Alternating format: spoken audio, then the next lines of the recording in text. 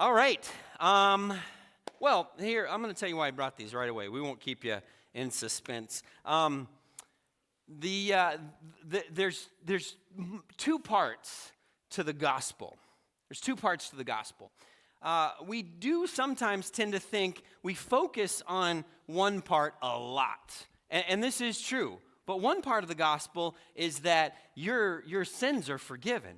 Jesus died on the cross for your sins. It's a wonderful thing. Now, for some of us, or some of you, maybe you're like, I haven't done that many bad things, but even the minor things that you've done, that guilt, that weight, that shame can be taken away, that's a wonderful thing. So that's part of the gospel. Jesus has forgiven you of your sins. That's a wonderful thing. But sometimes it happens in church that's really all that gets focused on. That Jesus forgives our sins. That's just one half of it. And if you're just rowing with one oar in a rowboat, what happens?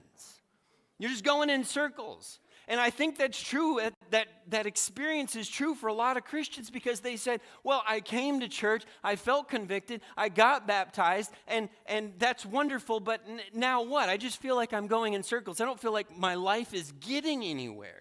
I don't feel like I'm making progress. I don't feel like I'm going anywhere because it's just part of the gospel. But the other part of the gospel for a lot of people, this is true, is that we are called to live a new life. That we're different, that we're changed, that we're transformed, that it matters what we do. And there's a lot of people who just deeply emphasize that aspect of the gospel. It matters how you act. It matters what you think. It matters how you behave. It matters how you forgive. It matters how you interact with your spouse and your children and your coworkers. All those things matter. But there's a type of person who that's all they focus on, is that external behavior. And that's good. That's wonderful because we need to focus on that. And Scripture tells us that we're a new creature in Christ. But if that's all we focus on, we're rowing with one oar, and what's happening? We're going in circles because we haven't really taken into account that the holiness that God has given to us matters as well. There's two parts to the gospel. It's forgiveness and it's formation. And when both oars are rowing, that's where you experience power and goodness and progress.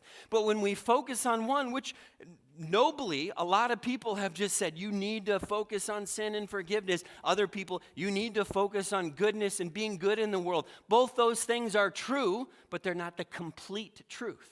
You need both oars to keep you rowing. Let me give you an example, maybe a practical example, at least for some of you. Let's say you're married. Just imagine for a moment that you're married. And let's say that one of the parties in the marriage has some unhealthy marriage habits. I'm going to use husbands as an example because I never think it's a good idea for me to get up here and use wives as a bad example. So let's say the husband is just, he messed up bad.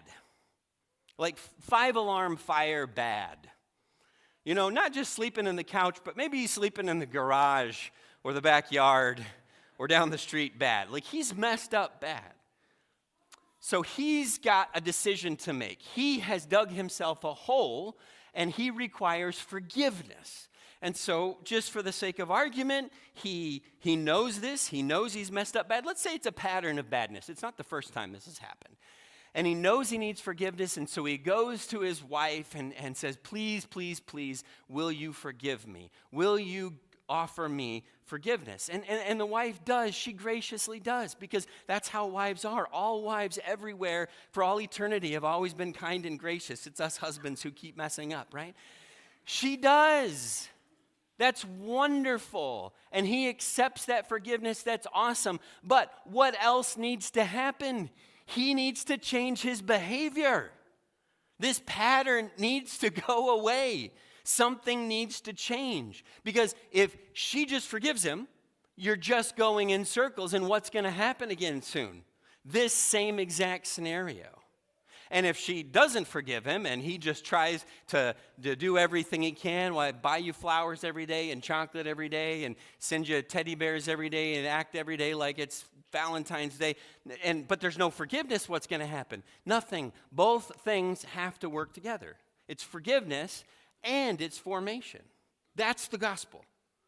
And it's so important that we don't just emphasize one over the other. We'll come back to that here in just a second, but it's so valuable because we often present this one-or gospel, and it's just not the complete story, and Christians often feel like they're going in circles. We are in our Closer to Jesus series, this little booklet, and some people have said, okay, I'm a little unclear because you've got readings for an entire week. So are we supposed to be on week 2? Are we supposed to be on week 3? We had this discussion in our small group this week. And let me tell you what, this is just such a church full of freedom and liberty that here's my answer to you. You can do whatever you like. All right? You can be on week 2. You can be on week 3. You can be done with it. That's fine. But I am going to be progressing through in the messages that correspond to the reading. So last week corresponds to week 1. This week corresponds to week 2. So here's how it's going to work. If you're the type of person that I like to have my homework done in advance. I like to be prepared. I like to be ready, which I know is not very many people. Then you're already done with week 2 and you're listening to a sermon about what you've already read. If you're normal and you're just always catching up and flying by the seat of your pants, then you're about to read week 2 because you've gotten some other things that happen in your life. So what we talk about today in the sermon will prepare you for the week ahead. If you're in week 3, well, then you're an overachiever and you just get to go straight to heaven. You're rowing with both oars. Good job for you. So we're covering a gospel a month. So Matthew, Mark, Luke, and John, once a month. We're going to work into April. We're going to end around Easter, or actually the week after Easter with this. But January is Matthew, and today is Matthew chapters 8 through 14. Not going to go through the whole thing verse by verse. We're actually just going to go through 4 verses, but I think it will give you the tools to dig through this section. So this section is full, it's so cool because it's full of stories of Jesus doing Jesus-like things. It's Jesus being Jesus. He's healing people right and left. Bam, you get a healing, you get a healing, you get a healing. He's on a boat in a storm, calming the storm. He's casting out demons. It's all the stuff, when you think about Jesus walking around in the world and think about what he did, this section is all that stuff. And it's just short story after short story. If you're one of those people who I can't read long stories, that's awesome because some of the stories are 2 verses, 1 verse, 4 verses. The story we're going to look at today is actually just 4 verses long, but it's just full of truth and depth because Matthew, or whoever wrote the gospel, remember I said last week all the early church people that knew the apostles but weren't apostles were Matthew wrote this, but Matthew didn't sign his name on it, just like some people didn't sign their name to this, so I guess I'm a lot like Matthew in that way. Pat myself on the back. But Matthew is a brilliant author. He's a brilliant author. So the story in the Gospel of Matthew about Jesus is not a step-by-step journal entry of what he did that day. I woke up, I drank coffee, I went shopping, I had to rebuke Peter. It's not that. Matthew has selected stories that he wants to highlight. Matthew is a spotlight operator, and he wants to draw our attention to certain aspects of what Jesus said and did. And so when we read it, we're thinking, okay, why is he pointing this out? Why is he spotlighting this? And it's pretty cool. So the narrative that we're going to read today, that we're going to explore today, is Matthew chapter 8, verses 1 through 4. Just 4 verses. And I'm going to do something you're not supposed to do. I'm a big fan of design and aesthetics, and so I try to always be careful about this. This is something you're not supposed to do, but I'm going to put our entire text on one slide on the screen, so it'll all be up here at once. This is all of it. Now, you don't do this because that makes some of your brains tired. Some of you are words, got to go to sleep. I get it. But we're going to do this because I just want you to see how cohesive this narrative is and what he's trying to say. Because it's deceptively simple. That's the cool thing about Matthew. It's deceptively simple. And we'll read it, especially some of you who like to overachieve, you like to speed read, although you're fast but your comprehension's terrible. But you'll be this is simple. On to the next one. I can get through these chapters super easy. But just be careful about that. So let's read it, and then we're going to walk through it. Matthew 8, 1 through 4. When Jesus came down from the mountainside. Now, the mountainside was where he was giving his version of the law. It's the Sermon on the Mount, called the Sermon on the Mount, Matthew chapter 5 through chapter 7. He had come down from the mountainside. Large crowds followed him. Now, really, the story, that doesn't matter to this particular story. The story starts in verse 2. A man with leprosy came and knelt before him and said, "Lord, if you are willing, you can make me clean." Jesus reached out his hand and touched the man. "I am willing," he said, "be clean." Immediately he was cleansed of his leprosy. Then Jesus said to him, "See that you don't tell anyone, but go, show yourself to the priest and offer the gift Moses commanded as a testimony to them." All right, so what happens in this story?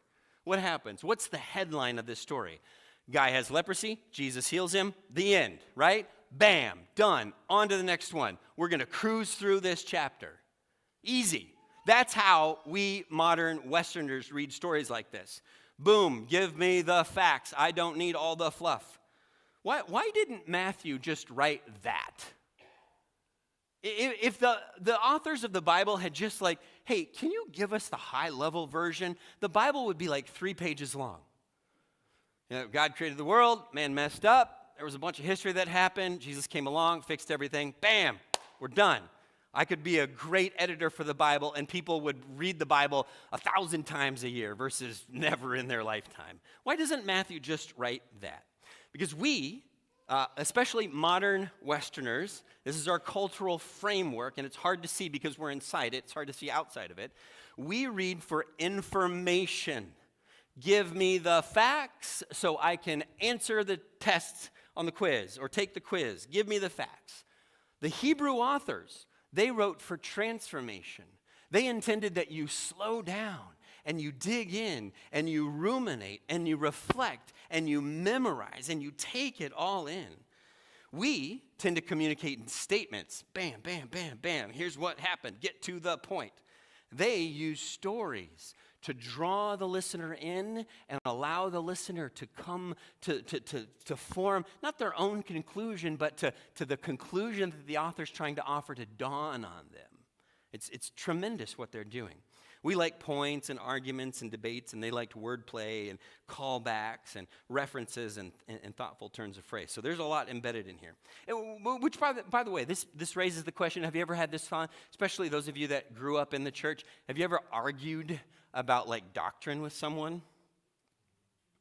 Okay, 3 of us, I did it all the time, especially when I was younger. I loved arguing because I thought I was right. And I wanted to prove to everybody else that I was right. I could get that validation. But it would be so nice sometimes if the Bible would just say it clearly. Why doesn't Matthew, why doesn't any of the Bible just come out and say, bam, this is what I mean, this is what you should believe, this is what you should think? That would be great. The problem is, it would be like a judge. Bam, here's the verdict. And then we could go walking around using the Bible like a hammer against everybody that disagreed with us. Bam, you're wrong, you're wrong, you're wrong. But that's not what the Bible's trying to do. The Bible's trying to transform and form us. God didn't give us the scriptures so that you could win online debates with strangers. He's trying to form you into something different than maybe you are right now. And it's so much more transformative when we are part of the discovery process. So, in that passage, how do we tell what's important? How do we tell what's important? There's a theologian I enjoy reading by the name of Michael Heiser, and he has this good rule of thumb about reading Scripture, and he says, if it's weird, it's important. And I think that's true.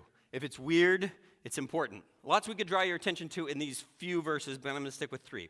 This is the first one in our text, in our large portion of text on screen. When Jesus came down from the mountainside, large crowds, you can go to the next slide, large crowds followed him. A man with leprosy came and knelt before him and said, this is interesting to me. Notice, he didn't say, hey, Jesus, do you mind healing me? Jesus, you've shown some pretty impressive powers. Could you heal me? Are you able to heal me? He says, are you willing to heal me? Are you willing? It's an interesting word to use. Why willing? Why wouldn't Jesus be willing? Hasn't this man seen everything that Jesus has done? Jesus is healing people right and left. Why would he be the exception? Is this man just being polite, or is this like an old-fashioned way of speaking? Ist thou willing? I don't know, is that right? Is it like betwixt or whilst or something like that? Why does he use the word willing? It's very, very interesting. I mean, what's Jesus going to say? Imagine this. This, of course, doesn't happen. Somebody comes to Jesus and, Jesus, would you heal me? I've got this terrible issue, this terrible problem. My child is this person's blind, or what, would you heal? Imagine Jesus is like, nah, not today. I got to go to lunch. It's never happened. Jesus never said no, as far as I'm aware. He had people who struggled to do what he had asked them to do, but Jesus never said no. Nah. So what's Jesus going to say? Let me ask you if this tracks with you. Do you believe that it is the self-evident moral norm for humans to help the vulnerable? I'm not saying we always do it, but is that the thing humans are wired to do? If you were walking by a baby in distress without anybody around them on the side of the road, would you do something? Yes, I don't think there's a person in here. Now, some of you, maybe you wouldn't say it. Some of you would be like, I may not do something, but I know that I should do something, right? We know that that's the self-evident moral norm that you help babies in distress. Is that would fair, right? This isn't like a huge thing. Nobody's coming to church and being like, they told me to help babies. Oh, I'm never going there again. No, this is not crazy, right? Everybody believes this. In fact, to the degree that you could even find people who are incarcerated for violating social norms that still believe this to be true. There was a story a while back about a bunch of prisoners who used their lockpicking skills to rescue a baby locked inside a car. And these guys, how awesome was that? They're like, I have been training my entire life for this moment. Yes, I told you, Mom, it would pay off, Oh, I love it. Even prisoners who violate other social norms, I don't suppose they're all just in jail for some tax fraud, other maybe serious crimes, would stop to rescue a baby, right? Here's the thing, that norm, that moral, ethical worldview that seems so obvious to us and anybody is not been universal throughout all history. It seems like, well, yeah, everybody. If you rewound 1,000 years ago, all the people you talked to would say, yeah, you should help babies. Not true. This is fascinating, and it's so hard for us to wrap our minds around how this could actually be true. If you read ancient thinkers like Plato, Aristotle, others, in fact, Aristotle himself makes the case that there are certain people who are by nature slaves. And there's nothing anybody can do about it, and that's just the way it is. One of his contemporaries called them talking tools, as in like an actual tool. I mean, he wasn't articulating something different than what everybody thought. Everybody thought that. Aristotle was just putting words to it. Cicero said, you should not help everybody. You should only help family and social superiors. And that was the social norm of the day. Yeah, you don't help everybody. If you see somebody in distress, you have to figure out, am I related to them, or can they benefit me in some way because of their social status? In fact, think about the story of the Good Samaritan that reveals this social norm in Hebrew life. The priest and the Levite walking around the gentleman that needed help that had been beaten up by the robbers, nobody was surprised that they had walked around him. They were all surprised that the Samaritan stopped because it was a different social norm in that day. Seneca, who was a contemporary of Jesus, literally taught, do not be kind to everyone. How's that for a slogan? It's wild to think about. Mercy was not a virtue. And I could give you example after example after example.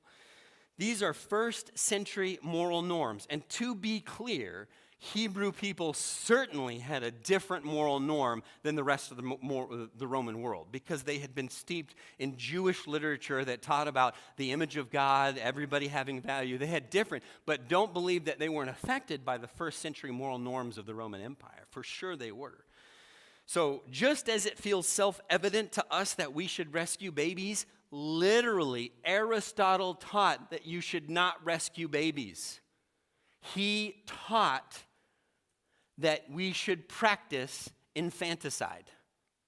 He taught that if a baby was deformed or lacked social value, you should take it out in the street or the field and leave it. This was not abnormal to what was happening in the Roman world at the time. The prisoners of the day would not use their lock-picking skills to break into a hot car. Why bother? And so this is hard because we're like, how could anybody do that? It wasn't that they were bad, evil people. It was the social norms of the era in which they lived. And so the question we need to ask ourselves is, what changed? What changed between the time of guys like Plato and Aristotle and Seneca and Cicero to today? What happened? What groundbreaking, universal, worldview, moral vision altering shift happened between those guys who are articulating the social norms of their day and today when we have a completely different worldview? What happened? Specifically, what happened around early 1st century AD? I wonder, what could have happened? What was the change? I want to read you 2 quotes from historians, neither of whom are believers, because I just don't want you thinking I'm cherry-picking only comments from people who already agree with us. Tom Holland, not Spider-Man, he's a historian, British historian, has a wonderful podcast I'm sure many of you'd like if you like history. Tom Holland wrote, "Christianity introduced a moral ethic that was incomprehensible to the ancient world, and in this case, the forgiveness of one's enemies." Incomprehensible. He also goes on, the same book called Dominion. It's a very, very good book, big book, but very valuable. The very idea that humans should be treated with dignity as ends in themselves and not as means to an end is a Christian legacy. This is not a worldwide social norm that your friends and neighbors just happen to have. They have that because of Jesus. Rodney Stark, earlier, sociologist of religion, he described himself as personally incapable of faith. Again, so you know I'm not cherry picking. He said, Christianity's influence on Western civilization, particularly in the concepts or development of concepts like charity, the sanctity of human life, and the dignity of the individual is unrivaled. No other movement has contributed so much to the moral and ethical transformation of the West. These were the Christianity, let me work back. Jesus changed everything. You hold ideas and beliefs and assumptions that you had no idea were related to your faith or your Christianity. Your neighbors, your atheist neighbors and friends and family, if you have them, hold ideas that are from Jesus that they had no idea were from Jesus. The idea that every human being is valuable, it's from Jesus. People with no connection to Christ are products of his moral worldview because they live in a world that's steeped in this. Anytime someone argues, protests, or demands that X or blank, fill in the blank, is a basic human right, a basic human right is an idea derived from Christianity. And so every single person that holds up a sign like that, even though they don't realize it, are proclaiming the good work that Jesus has done in the world, whether or not they understand it, because they're appealing to a morality that was given to them by Christ, even if they don't acknowledge it. It's a beautiful thing. So when the man asks Jesus, "Are you willing?" there's a very good reason to expect that Jesus would say, "I am not willing." Because Jesus did not live in a society where you helped those in need. This was something that he was changing by his actions, by these stories where he walks into somebody's life and he does something that blows people's minds. Wait, why are you helping the leper? Why are you even speaking to him? What are you doing? And Jesus was changing categories. It's unbelievable. What Jesus would do in these chapters shifts the moral norm. Number 2. Matthew chapter 8, verse 2. A man with leprosy came and knelt before him and said, "Lord, if you're willing, you can make me," fill in the blank. Oh, good job, guys. Clean. He doesn't say, "Lord, if you're willing, you can make me whole," or "Lord, if you're willing, you can heal me." He says, "Lord, if you're willing, you can make me clean." That's weird. Why would he say clean? Remember, if it's weird, it's important. Why did he ask to be made clean? As some of you probably know, it's not the adjective you'd expect. So this guy has some skin disease. It says leprosy in the text because that's just the best translation, but we're not sure it's particularly leprosy like what would correspond to Hansen's disease today. But it's something. It's some skin disease, and according to the Hebrew covenant, he cannot be in proximity to the temple where you would worship God if he has this skin disease. He is not allowed. This is Leviticus 13 and 14. In fact, if you had a skin disease that wasn't clearing up and you had been told by the priest, like, hey, sorry, buddy, this isn't looking good, Leviticus prescribes what you had to do. Get this. This is what Leviticus says. Anyone with such a defiling disease must wear torn clothes. That way they can see you from a distance. Hair unkempt. Can't comb your hair. Can't wear nice clothes. Cover the lower part of their face. What's that? That's a COVID mask. Cover the lower part of their face and cry out, unclean, unclean. This is your life. Imagine that. Imagine you get a rash on your skin and you're like, uh-oh. Oh, no. I hope this doesn't turn out to be something bad. You know, for us, it's just like, a trip to the dermatologist. But for them, it might change their life because they would no longer be a part of regular society, interacting with their fellow humans and worshiping God. And so when this gentleman says, Jesus, will you make me clean? What he's asking for is he's longing to return to the worship of God and the fellowship of the people around him. He's longing to be back into community. He's not just saying, hey, will you fix this medical issue for me? He's saying, will you transform my life and bring me back into relationship with God and the people around me? It's pretty profound that he does that. Now, I know that seems harsh for a skin disease, and maybe it is, but there are modern equivalents that if you were doing a certain thing, you wouldn't be allowed in a certain place. How many of you parents have kicked your kids outside because they were like too muddy? Like, get outside, hose off before you come in here, right? If you're eating barbecue ribs, you can't waltz into a surgical suite, right? You're not allowed to do that because you're unclean. It doesn't mean you're sinful. It just means you're unclean. You can't bring that uncleanliness into the presence of God in the book of Leviticus.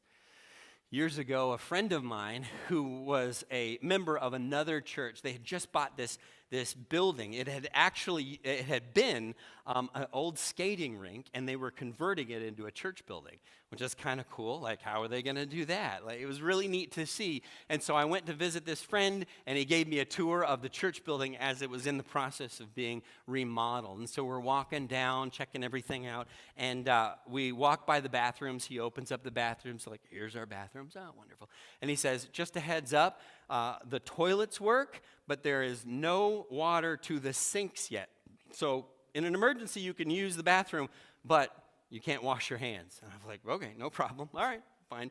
Finish the tour and come walking back down the hallway past the bathrooms, and one of the other ministers at the church walks out of the men's bathroom doing this, and he's like, oh, hey, Patrick, put her there.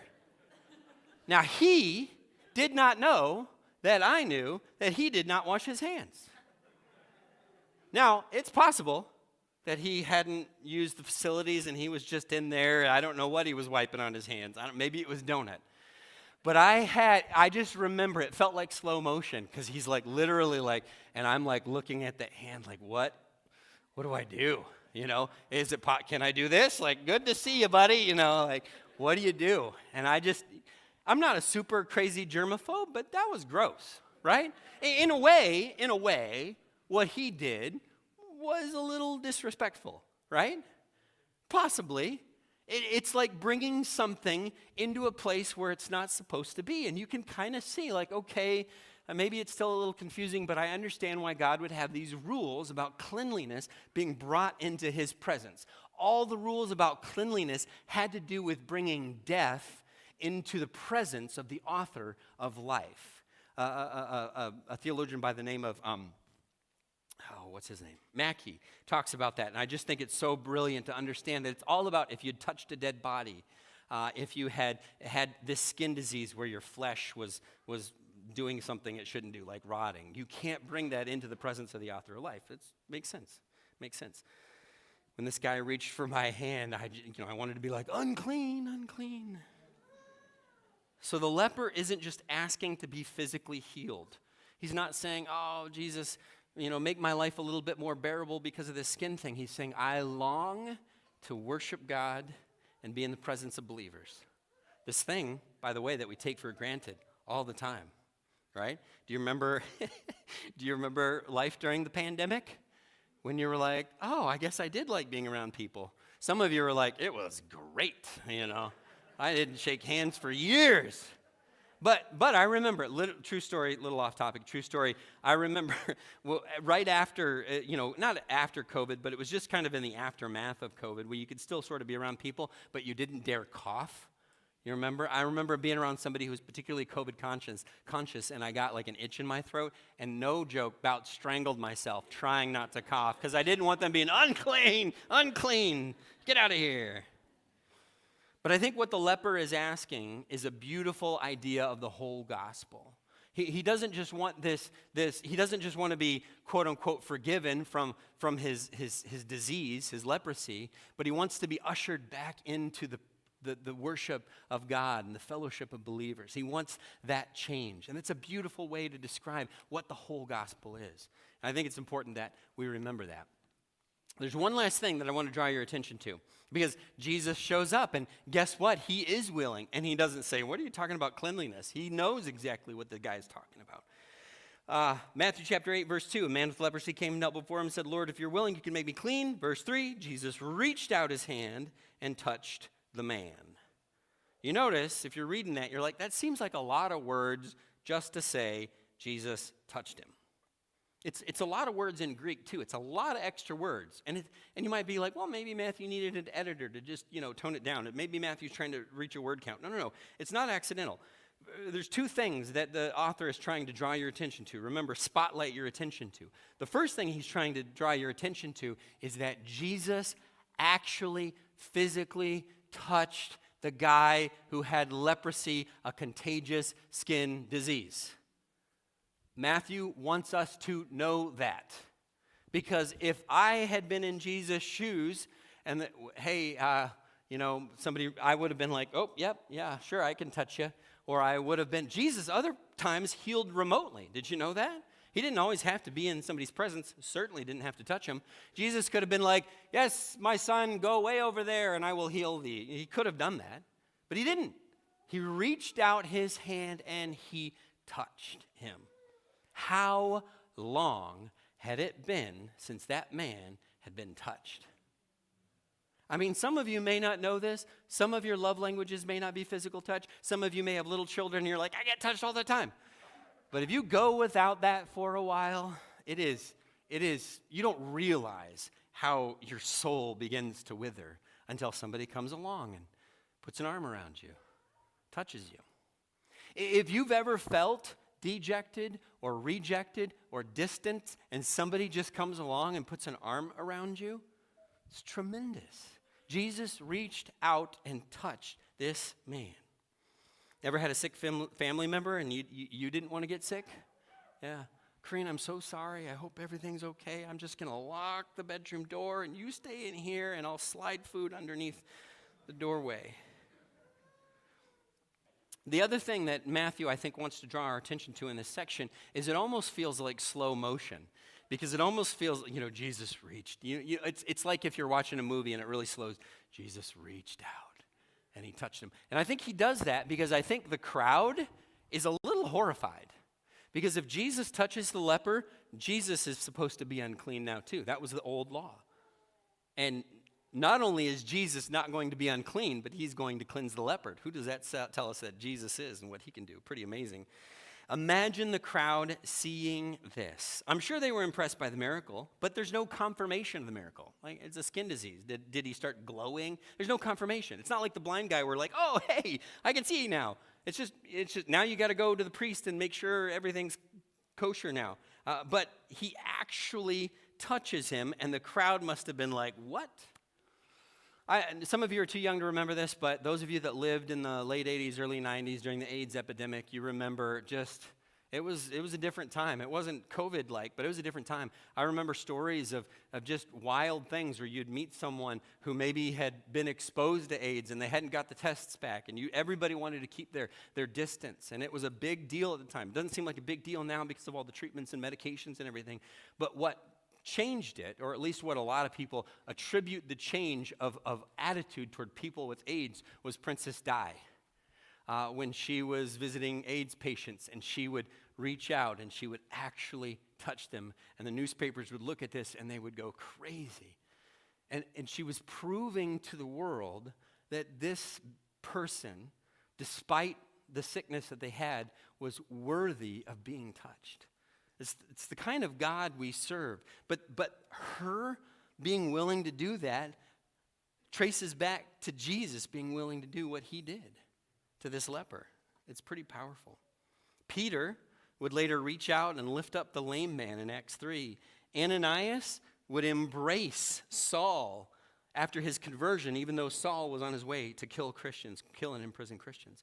Paul would reach out and touch a man with fever to heal him, Acts 28. It's one thing to say, I accept you, but it's another thing to touch a person. It's the kind of Jesus we serve, changed the world through those kinds of acts. Shocked everybody, but it changed things. I'm going to wrap up. Matthew chapter 8, verse 4, then Jesus said to the man, see that you don't tell anyone. Good luck with that. But go show yourself to the priest. This was in keeping with the Old Testament law. Offer the gift of Moses that Moses commanded as a testimony to them. And Jesus sends the man to be validated by the priest. And this is what it is, and the man reenters society. I just wonder, and this is what I'm going to wrap up with, how different do you think this man's life was before and after Jesus? Everything. Everything was different. I bet you for the rest of his life, that man thought about what life was like before and after Jesus. I don't know. We don't have any record of it. We have no idea. I'm guessing that this man walked around the world differently.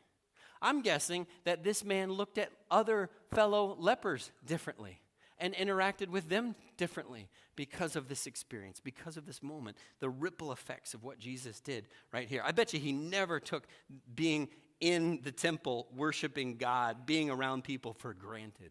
I bet you he never did again. But that's the gospel. It's the healing and it's the transformation. It's the forgiveness and it's the formation. That's the full gospel. That's the gospel that Jesus is calling us to live. We're going to sing a song in closing. I'm going to invite the praise team back on up.